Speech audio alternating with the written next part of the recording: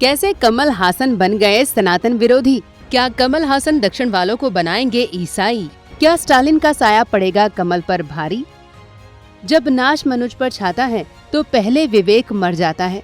ये कहावत अभिनेता कमल हासन के ऊपर सटीक बैठती है, जो आज की तारीख में सनातन धर्म के सबसे बड़े विरोधी बन गए हैं। खबरों की माने तो कमल हासन ने सनातन धर्म को लेकर एक बार फिर से बड़ी ही अपमानजनक बात कही है। कमल हासन ने दावा किया है कि शिक्षा से ही तानाशाही और सनातन धर्म की जंजीरों को तोड़ा जा सकता है। मतलब मोदी विरोध करते करते अब कमल हासन सनातन विरोधी हो गए हैं। ये बात खुद कमल हासन को पता भी नहीं चली। इस वीडियो में द कर्मा कमल हासन के आधे अधूरे ज्ञान का खंडन करेगा। साथ ही आखिर में कमल हासन के सनातन विरोधी बनने के पीछे की वजह को भी सामने लेकर आएगा। इसलिए हर सनातन प्रेमी से निवेदन है कि इस वीडियो को आखिर तक जरूर देखें।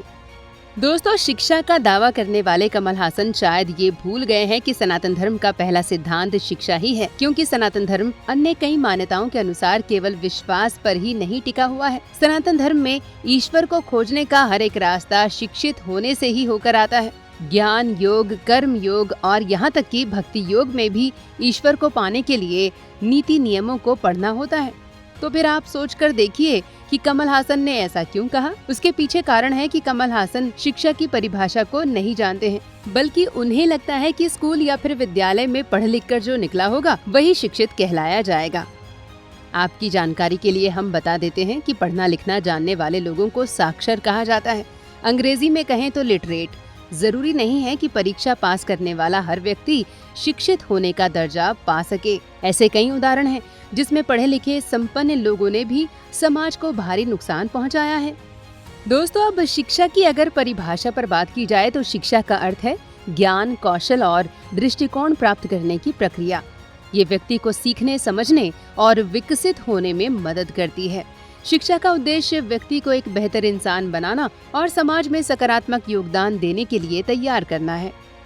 दोस्तों, हमारे वेद शास्त्रों या फिर पुराणों में जिस शिक्षा की बात होती है वो मनुष्य को एक उच्च कोटि का जीवन जीने के लिए प्रेरित करती है। जैसे कि रामायण से भगवान राम से हम मर्यादा सीखते हैं, महाभारत में श्री कृष्ण से अपने कर्तव्य का पालन करना सीखते हैं।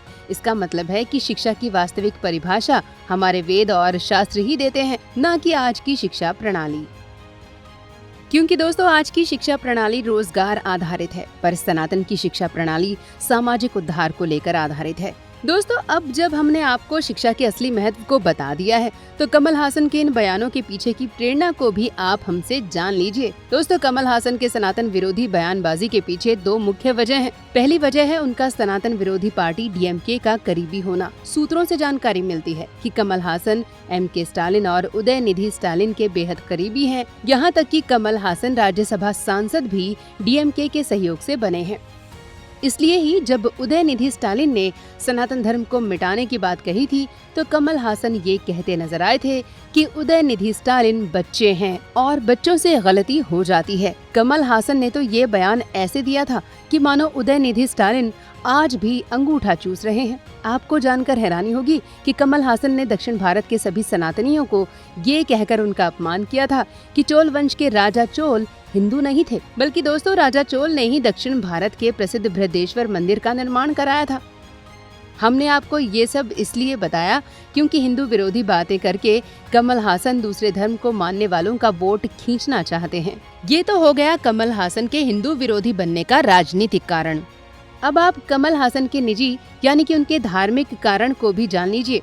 सूत्रों की माने तो कमल हासन एक क्रिप्टो क्रिश्चियन है। क्रिप्टो क्रिश्चियन वो ईसाई होते हैं जो बाहर से ईसाई धर्म को न मानने का ढोंग करते हैं और अंदर से ईसाई धर्म को ही मानते हैं। साथ ही क्रिप्टो क्रिश्चियन कट्टर कैथोलिक ईसाई सिद्धांत में भी विश्वास रखते हैं। कमल हासन का क्रिप्टो क्रिश्चियन वाला सच ऐसे भी समझा जा सकता है कि कमल हासन जहां एक तरफ सनातन धर्म को जहर मानते हैं तो वहीं दूसरी तरफ कमल हासन अपने मुंह से बोल चुके हैं कि वो वर्ड ऑफ क्राइस्ट को फैलाना चाहते हैं, यानी कि वे बाइबल के विश्वास को घर घर पहुंचाना चाहते हैं। शायद इसलिए कमल हासन को दक्षिण में बढ़ता हुआ सनातन धर्म भी पसंद न आता हो और वे अपने भीतर छिपे हुए क्रिप्टो क्रिश्चियन को बाहर आने से रोकने में हर बार असफल रहे हैं।